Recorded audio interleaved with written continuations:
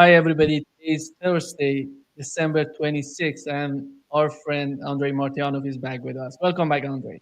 My pleasure, always. Let's get started, Andrei, with what Putin said about the future of the conflict and how do they see the policy in Washington that Donald Trump is going to be the president of the United States in the coming days. But let's see what he said. Don't know what they are saying right now in the new upcoming team of the next American president. But in 2021, President Biden back then proposed exactly that. He said that they would postpone the ascension of Ukraine to NATO for the next 10 years because it was not ready. And I responded, yes, it wasn't ready. But what you will do is you will prepare it and then make it part of NATO.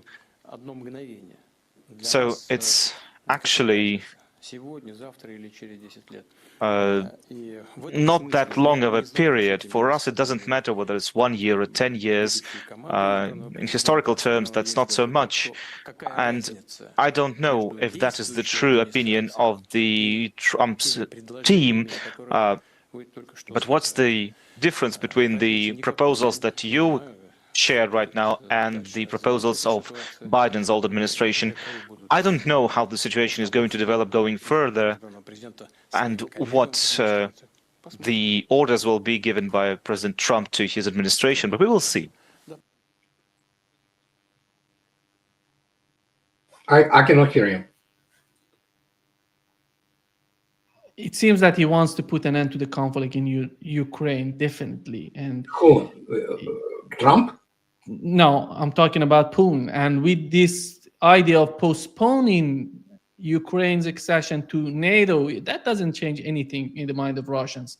Your take, Andrei? Oh, no, it doesn't matter what they do.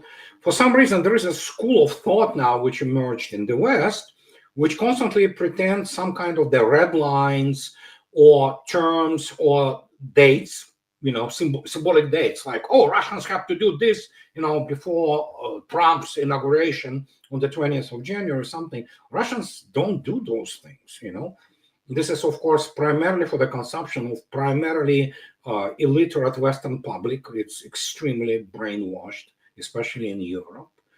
And whatever they say, Russians have no illusions whatsoever. But again, listen, even in my discussion boards on my blog, you have people who say, Russia has to answer this way, or cannot you see that Russians don't see what they are being, cheated upon? It's like, really, people, do you even understand what you're talking about? And it's difficult to explain to many people that Putin, Lavrov, anybody who say, yeah, sure, we're ready to end the conflict, but here are the conditions on which it's going to end.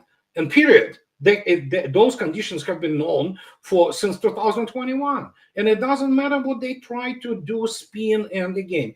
If you look attentively at the Western elites today, they are illiterate. This is a kindergarten level. What they call ruses, they call it strategies.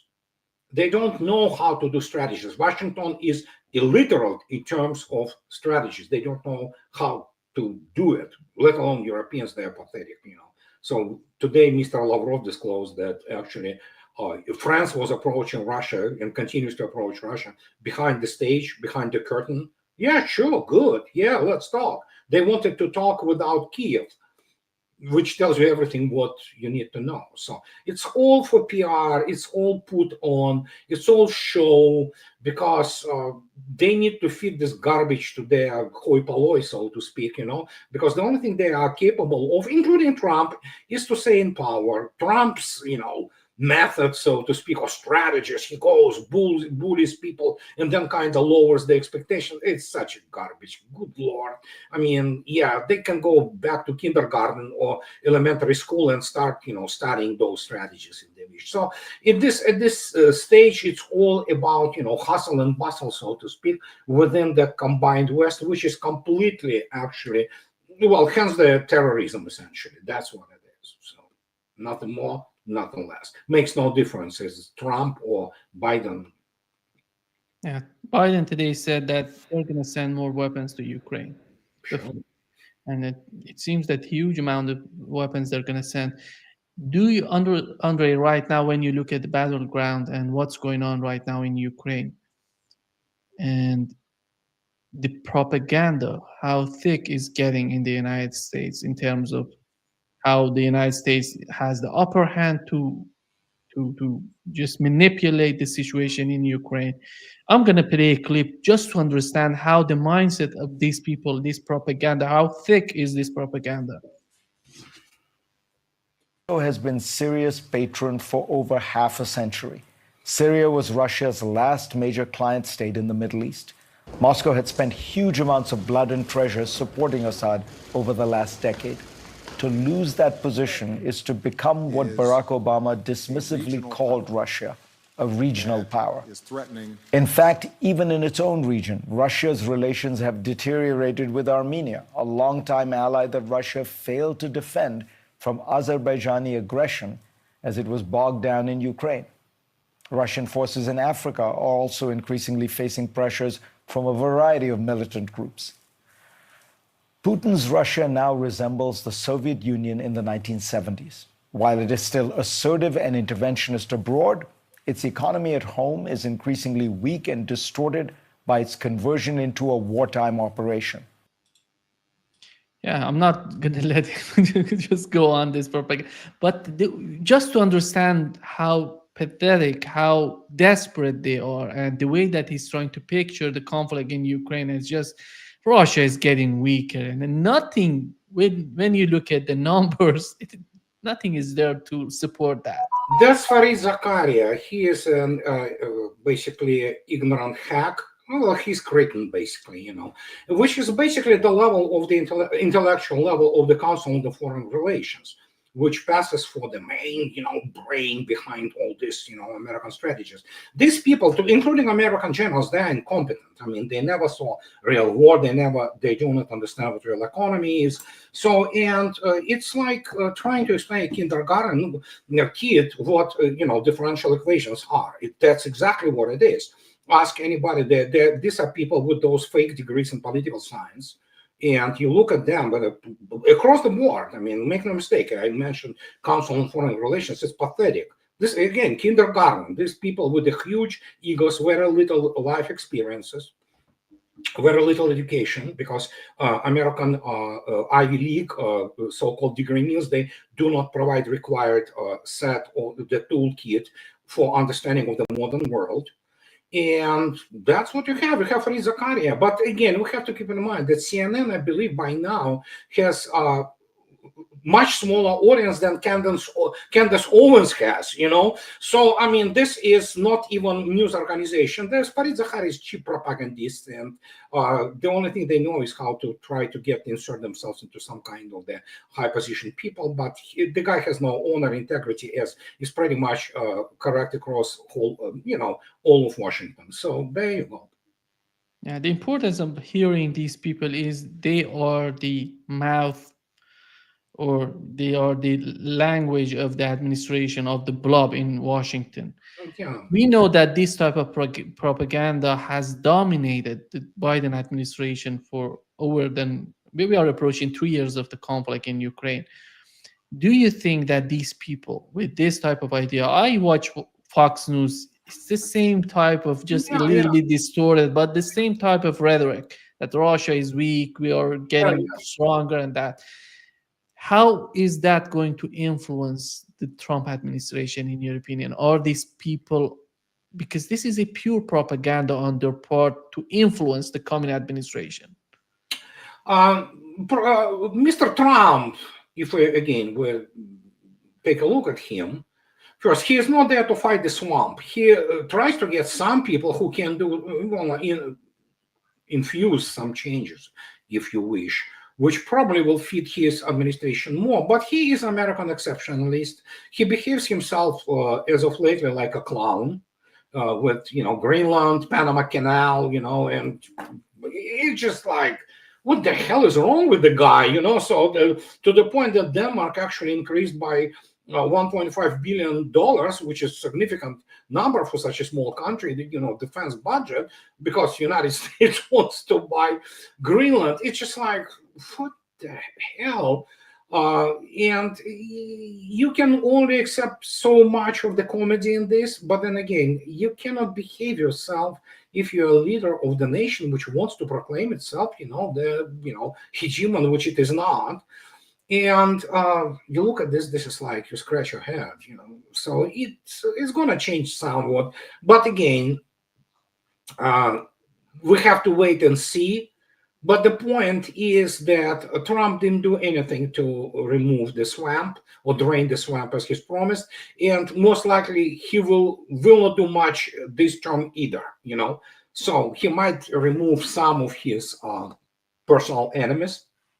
But that's about it, I think. You cannot change the decades of the decomposition of the American intellectual class. It's degeneracy, essentially. As I already stated, the only what Pentagon can do and others is just PR. That's pretty much it. They operate only for that reason. Andrei, what's the situation right now in Ukraine, and what is the importance of the Biden administration and what they're doing right now in Ukraine? Is the administration in Ukraine capable of continuing this conflict, or you don't see any sort of strategy on the part of Ukrainians right now? I don't know if Zelensky has any sort of plan for the future of Ukraine. Terrorism is the weapon of the weak. Washington and London are directly involved in the terrorist activity against Russian civilians. So what can I say? It's just pretty much definition speaks for itself. No, it doesn't matter what he does. I mean, it will be annihilated. Again, you have to understand. And I am on record. I wrote 4 books about it. You have to kind of grasp the gravity of the situation for the West. Russians operated as the 21st century army and armed forces. NATO, it's a 20th century, late 20th century, 90s force with the table of organization and equipment, which completely kind of fits the profile. So you're looking at the 2 generations of the armed forces clashing, and guess from 3 times who is winning essentially. And now, there are obviously those, colonels and brigadier generals who sit in all those planning organizations. I mean, departments of Pentagon who tell their uppers still. Once it's behind Pokrovsk, there is nothing to defend there with. All 3 lines of defense, which United States and NATO countries built for 8 years prior to the start of special military operations, they have been either breached or overrun. And after that, there is not a single, occasion or case when anybody could defend in the open field against their, long-range fires and aviation preponderance. So if they think that Ukrainians can, I will tell you one thing: their casualties rate will increase dramatically if they decide to somehow, dig some trench in the middle of the open field and think that somehow is going to save them. It's not. And so Biden administration understands that in a sense that somebody told them already, guys, it's over, game is up. And so they now just, doing this to spite people.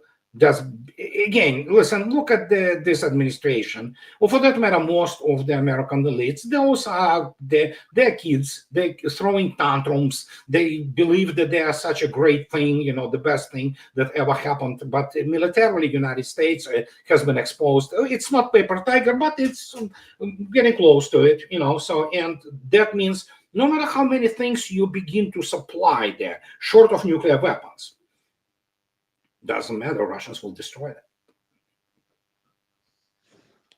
Andrei, do you think that right now in Europe, are they gonna go with the same type of plan that the Biden administration is trying to implement in Ukraine right now?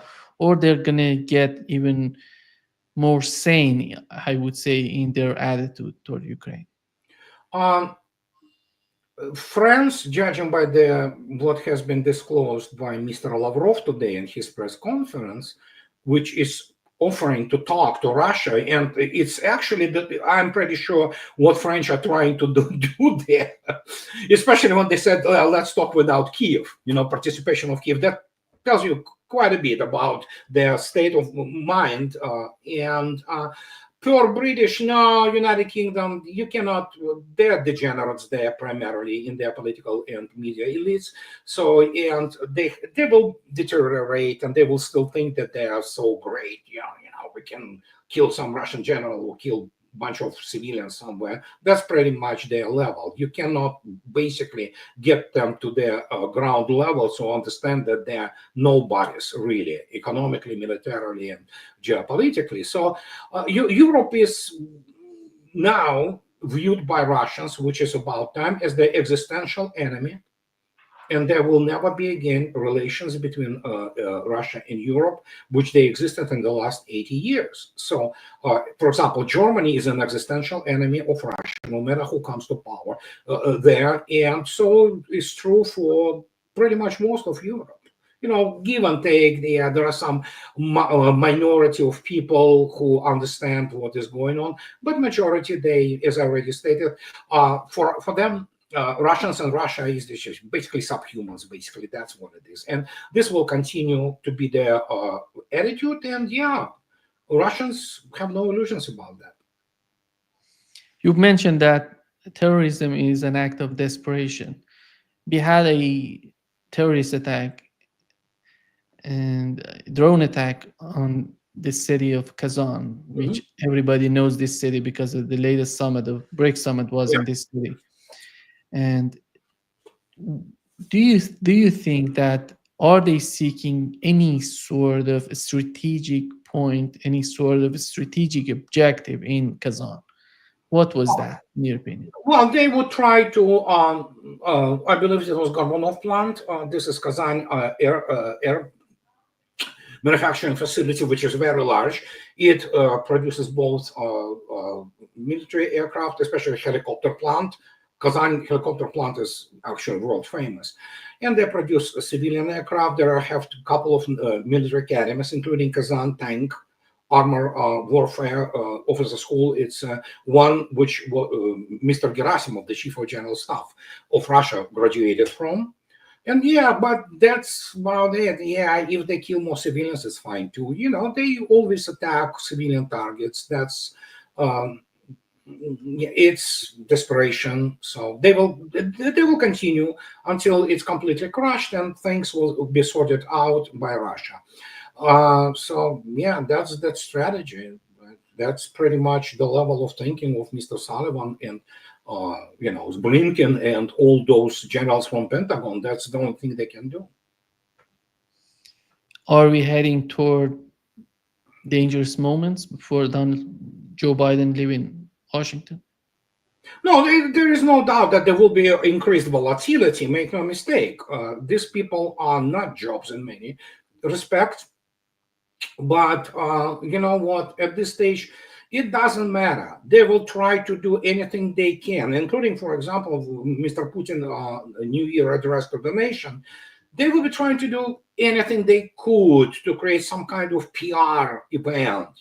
Look at this. It's like they sunk, we know that NATO sunk it. The Ursa Major, the logistical vessel, the civilian vessel, essentially, in Mediterranean.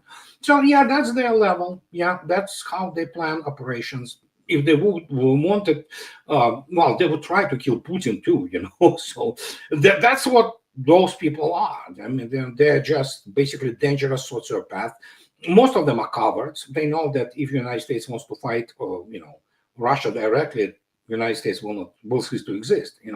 So it's difficult to say these are not normal people. I spoke about this for years. And how about General Krylov and his assassination? Do you think that it was an operation on the part of Ukrainians or CIA is behind that Oh no, approach? it's MI6 and CIA behind it. Obviously, Who's this general that is so important for these agencies? Oh, Mr. Kirillov was obviously the chief of the service, essentially. Well, not service, the forces of the chemical, biological, and radiation defense. By the way, these are the guys also who operate this very nasty flamethrower system called TOS one, which is, of course, essentially, well, it's kind of the missiles which create this, the horrible effects on the ground. And yeah, so what can I say? Yeah, they killed the guy. And FSB yesterday uncovered a number of plots against the high-ranking Russia defense plant directors, and obviously some high-ranking military. This is what they do, because you have to understand, again, they are cowards. They can only hide behind somebody's. They cannot fight the real war. Many of them understand that. Some of them, for them, that's humiliation. They cannot face the fact that America humiliated itself, militarily. It was always humiliating for them, so, but now it's just so in the open. And so what can I say? That will be, they tantrums. They will try to kill more civilians. They will try to kill Russian officials. Andrei, what do you think about what's going on right now in terms of the interpretation of the Russian society? I'm talking about the media, the outcome of the government in terms of what's going on in the United States. Do they really believe that, or do they have any sort of hope for the Trump administration to do something substantial in Ukraine? Or are we gonna see just paying some lip service and doing nothing? And how do they see it right now with all that? So with Keith Kellogg talking about it, Donald Trump himself talking about the situation. What is the outcome of the understanding coming out of Russia, in your opinion? First, none of them understand anything. Let's start with this. Fact is, when you look attentively also at the people like Kellogg or whatever, let alone those clowns like Kino or what have you, these guys don't even have real serious military background. They are all products of their ROTC programs with having civilian education. So same goes for CIA and Council on Foreign Relations. Those people are ignorant. They don't understand the first thing about Russia, because for decades they've been actually gestating and growing the so-called dissident movement, which was, of course, financed, including through the NGOs and CIA and MI6, for example. And you have those people who, due to their lack of culture, Washington is extremely uncultured place, due to a lack of culture and refinement, they basically, created this so-called Russian study field, which was infested with all kinds of shysters who were, just BSing those people who supposedly were thinking that they know something about Russia. And as a result, they were telling them what they wanted to hear. And they wanted to hear how great they are. They obviously, you see, that's the problem. Some people think that, because you know language, you are the specialist. No. I can learn whatever languages I want, but if I don't have real understanding of the societies, and not just by going there and, let's say, practicing there for half a year, I still will not understand the society. I lived in the United States for more than 30 years. I'm a US citizen. And it took me 20 years at least to start grasping some of the drivers behind American psyche, especially on such critical historic moment when what we are observing today. So, and when you ask, they're at Solzhenitsyn. You have person, like Douglas McGregor, who believes this BS, which was, delivered to him about the Great Patriotic War, but he knows nothing about it, absolutely zero. So, and they live in this delusion, created by all those dissidents ranging from Solzhenitsyn to or consuming the rather mediocre writing by such people like Pasternak, who was actually primarily genius poet, but his Dr. Zhivago, I don't know why those people just, pretty much mediocre writing. So when you look at this, they don't know Russian literature, they don't know Russian society, because the first thing which CIA agent does, including undercover, when he gets to Moscow or Russia, they try to find some liberal dissident who hate Russian gods, and they try to convert them. So as a result, the collection of information is primarily the rumors, hearsay. They have no clue about Russian people. They don't understand how Russian society operates. They don't understand Russian culture. And of course, if you look attentively, for example, at the military people, when you look at the military history of Russia, it dwarfs that of the United States. So you, by going there and trying to start, studying Russia, you have to admit that, hello, we are just newcomers. We are nobodies in this world of especially combined arms. This is when I'm telling people cannot grasp over that. For example, Russian general staff is older than the United States as a nation. The same as you try to explain today. Guys, in 1945, Red Air Force was the largest operational tactical air force in the world by a mile. People cannot grasp this. They still think, and they go and watch General Patton, which is like tactical action compared to, for example, something when like Kursk battle or Operation Bagration with millions, gigantic armies, the tens of thousands of tanks and artillery pieces. It's incomprehensible. They cannot grasp it. And because they cannot grasp it, when they understand, or at least they see the numbers, it's complex of inferiority. They have to constantly self-aggrandize themselves.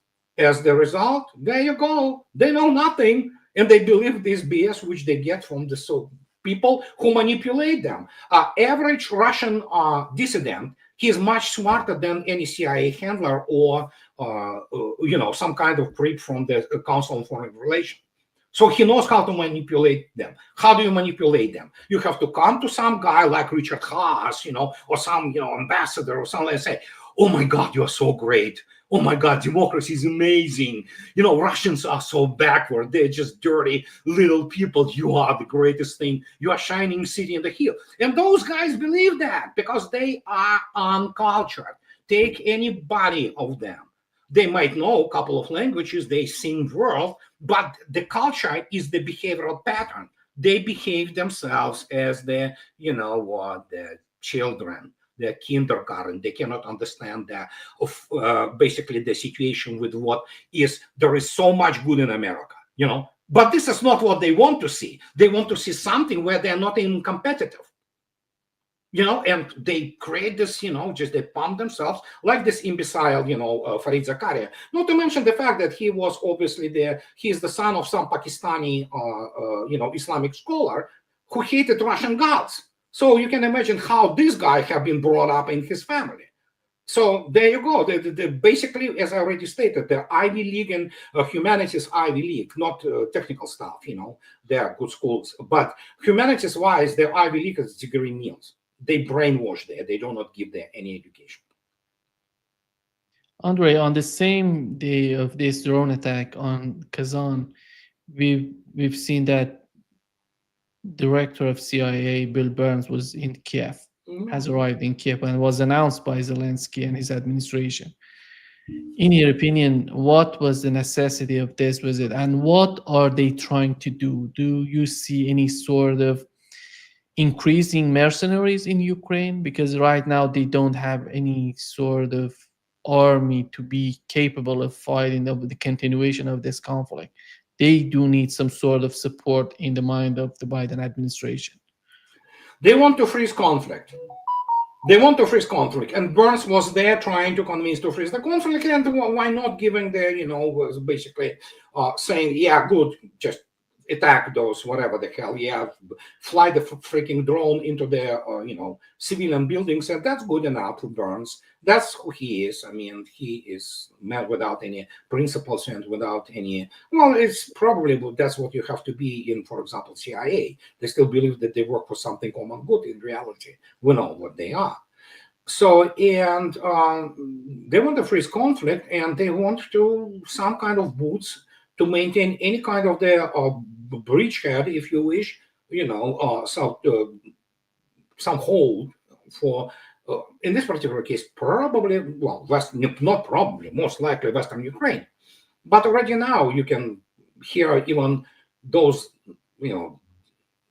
I'm not going to use this term. It's very profane. Those imbeciles from Europe, they kind of begin to understand that they will be sacrificed. Trump is going to eat them, Europe, no matter what. And they understand that if they send any kind of boots, and if to imagine, which is absolute garbage, is that somehow it is frozen, they're not going to end up there alive. They're all going to be killed.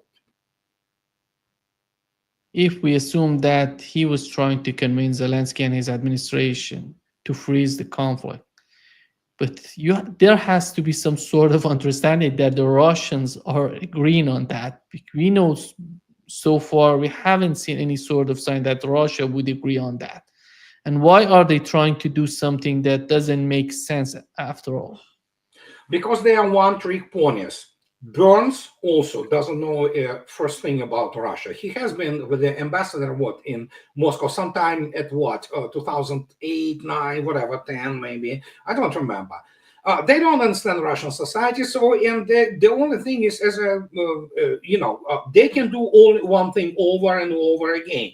And you have to understand, there's a bunch of cretins there, for example, in Council on Foreign Relations, who believe, and including those people in CIA and everything, that, for example, we got Russians involved into Afghanistan. They went in Afghanistan, got defeated, and because of that, Soviet Union collapsed. Obviously, it's complete fantasy of people who, as already stated, militarily, America is very incompetent.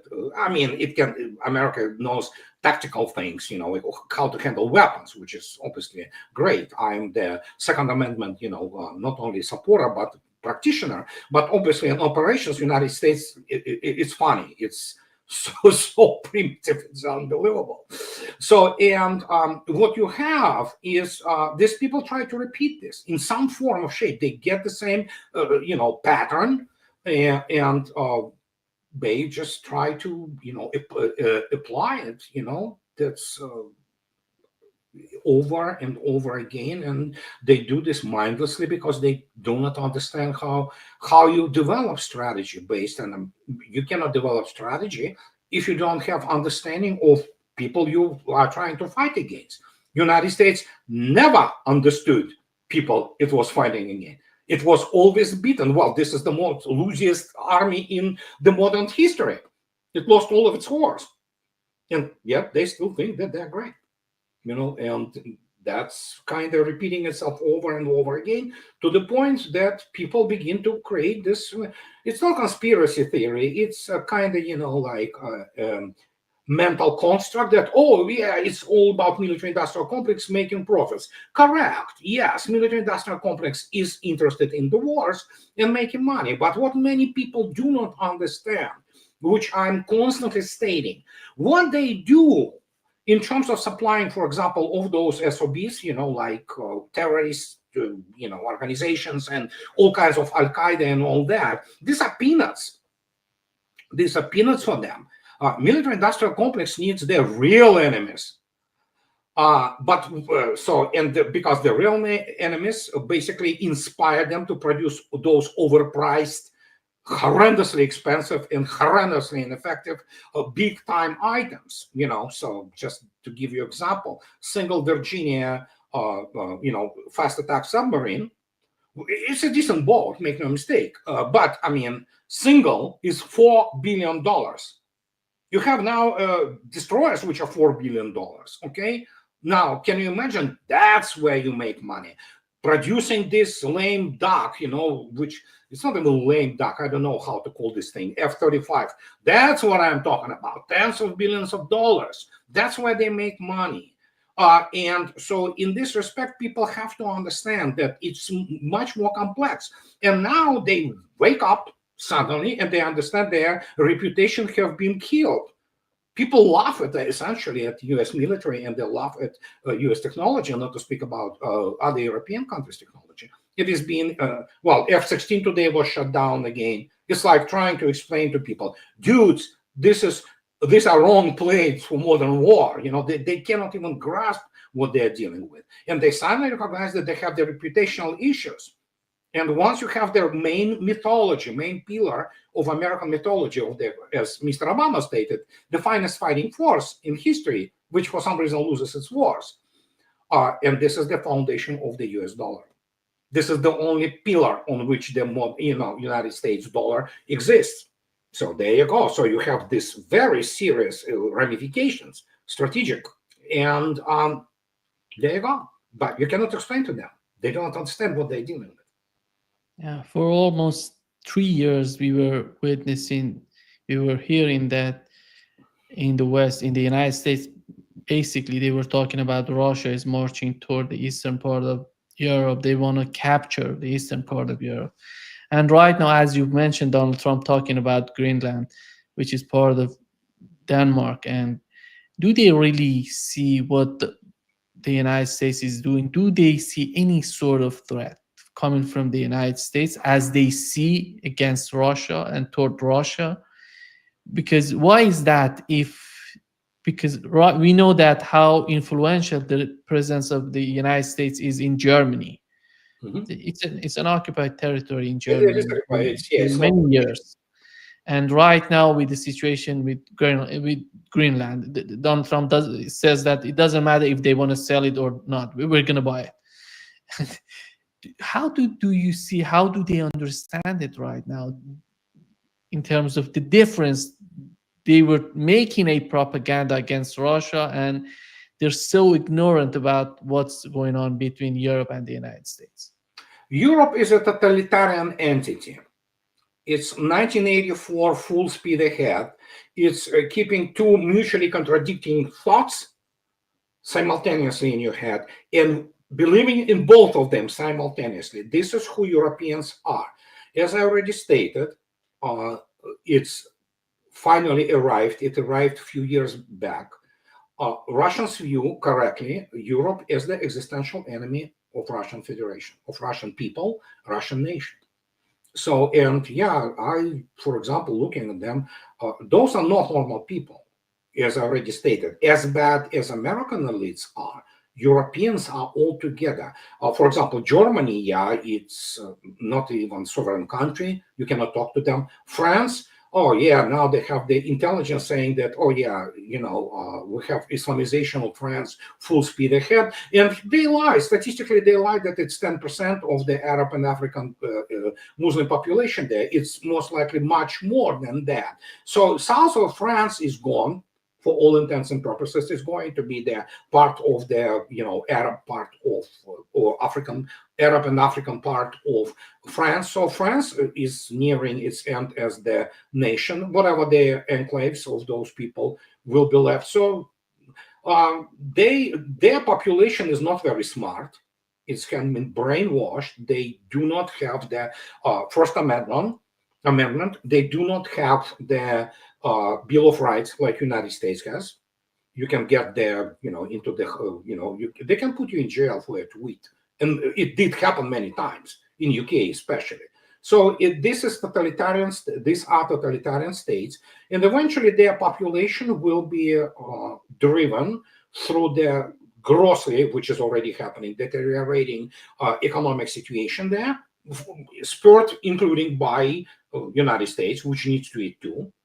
And eventually it will be driven to, some sort of the fascism, or which is already kind of is there, but under different label. It's not going to be National Socialism, but they will be shown that all resources and wealth is in the East.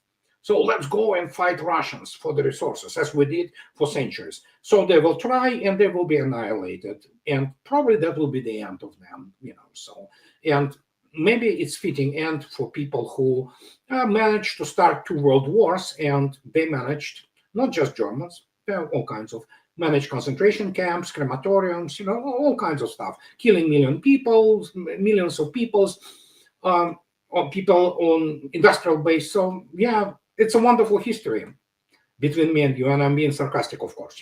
The Europe which existed, which gave us enlightenment and Renaissance and things of this nature, it's not there anymore. They're not rational thinkers, and looking at their political elites, it's over. For Europe, it's over. When you look at Europe right now, we know that the United Kingdom is not part of the European Union anymore. But after all, it seems to me that the United Kingdom is the one who's running the show in Europe. How can we understand it? If they're not part of the European Union, where does this leverage come from, in your opinion? Well, I mean, it's Is the in United States? in Western Europe, it is all this, all those financial organizations in city, London. That's the only thing they have, and again, it's they're not part of European Union, but essentially they are, and the financial operations and things like that. But it doesn't matter. United Kingdom is a chihuahua. It doesn't have any real industries left. They cannot build a freaking ship which can go out to sea. They have some shipbuilding left and Rolls Royce. That's about it. Most of it is just third world, and yeah, let them do whatever they want with Europe. What can I say? I mean, why should, for example, Americans or Russians especially care about what is happening in Europe? They should not. And Russians don't care. If Europe goes hungry tomorrow, as long as they don't march on Russia, in which case Russia have to, eliminate them. Let them kind of, boil in their cesspool and disappear eventually as the viable nations, which has already stated. It's happening in France. Germany is not a viable nation, and people say, "Oh yeah, they're gonna vote for Merz." Who is Merz? Same globalist as Scholz. You have to constantly be a specialist in discerning and analyzing different type of excrement. What difference does it make? So it's same old, same old. That's basically oligarchy which runs Europe into the ground. They are not very smart people, and we have the results now. The chickens came back home to roost, and there we go. Enjoy the show. Yeah, we've learned that many troops are getting out of the United Kingdom's army, and it's a huge problem right now. It seems that the rate of conscription and the income and outcome is not, input and output are not just getting balanced, and they're losing more troops than they're getting. And on the other hand, we know that recently they were talking about fighting Russians in the eastern part of Europe. It seems to me, Andrei, as there is a saying that your ego is writing a check that your body cannot cash. It seems that it's a definition of the United Kingdom's army right now. Yeah, it's first, it's a joke. British military education is a joke. All their moves on part of their whatever they have, these are not even, I quote Mr. McGregor, Lilliputian armed forces. And then of course, for people to serve your country, you have to have the country which is glorious. I quoted Mr. Alexander Suvorov, Generalissimo, the only undefeated general in the history of so what's glorious about United Kingdom? There's nothing glorious about it. I mean, you see corrupt elites. There's a pedophile center in their media. There are degenerates there.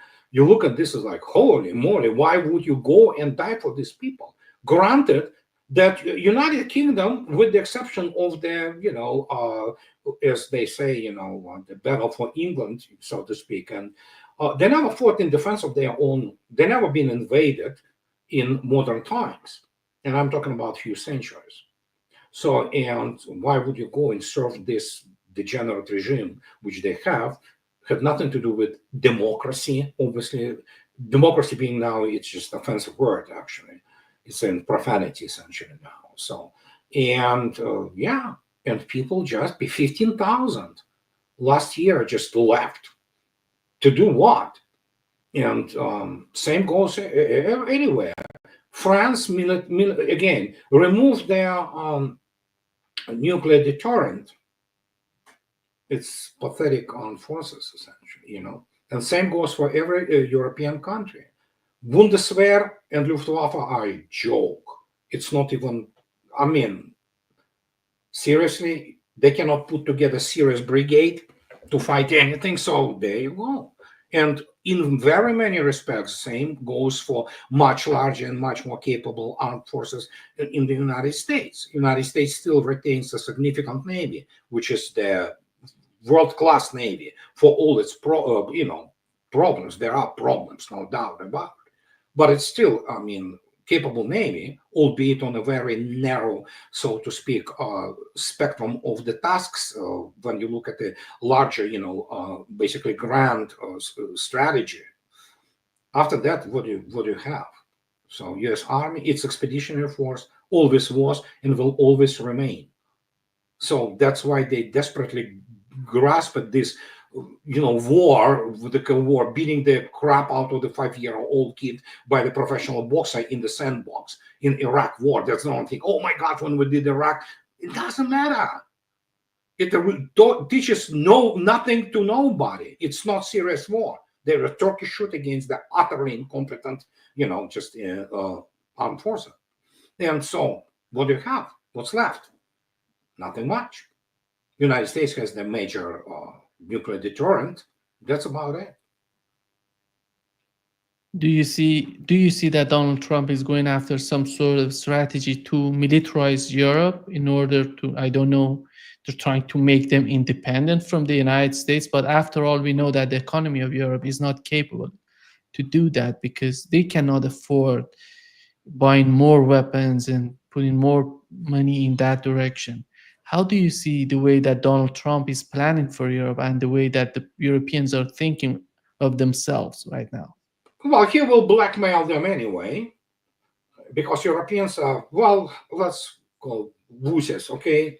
They are cowards. And he will blackmail them. And listen, look at Alvar de Bazan, look at all those frigates, and they say, well, what they are. Well, they carry the Spy 1D radar, they have this Aegis, combat information control systems produced by all those people from Raytheon, things like that. Guess what? They fly F-35s. Hello. Europe will have American weapons shoved down its throat, whether it wants or not. Europe is not a subject. It's an object. That means what? United States will do as it pleases. And when you look at this, what difference does it make? They will be forced to buy US military technology. Those very large, very costly, overpriced items, big items. And those big items, they range from, F-35 aircraft, which we know is a complete junk, so to all kinds of these electronic systems, and things of this nature. Well, why not? Even when the Aster family of missiles, like French stated they got this latest Aster version, which supposedly can, intercept some kind of the intermediate range ballistics, and say, oh, we're doing this not to substitute that. We're doing this to supplement it. They are running on their toes around United States military industrial complex, and they will do as told. As already, the only country which had some degree of autonomy was France, by developing, obviously under de Gaulle, but then again, de Gaulle was a statesman of the global stature. They developed their nuclear deterrent. But other than that, look at them. It's not even serious to talk about. And so who knows? The United States will make a lot of money on Europe. I think so. Thank you so much, Andrei, for being with us today. Great pleasure as always. My pleasure. Bye-bye. Bye-bye.